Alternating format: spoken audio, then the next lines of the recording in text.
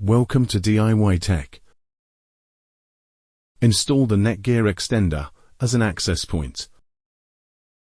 Most Netgear Wi-Fi range extenders can optionally be installed as access points. Access points connect to your main router via Ethernet to broadcast a new WiFi signal, while extenders connect to your main router via Wi-Fi to repeat and extend the router signal. If your extender has an access point, extender switch, set the switch to access point. Using an Ethernet cable, connect your extender to a LAN port on the back of your router.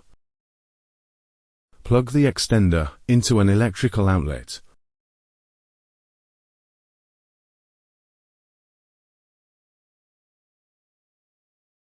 Wait for the power LED to light.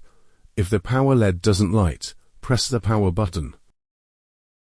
Using a Wi-Fi enabled computer or mobile device, connect to the Netgear_X network.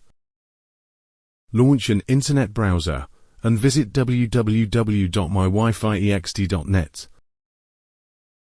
Click or tap New Extender Setup. Complete the fields to create an account and click or tap Next. If the Netgear installation assistant asks you to select an installation type, click or tap Access Point. Follow the prompts to finish setting up your extender as an access point.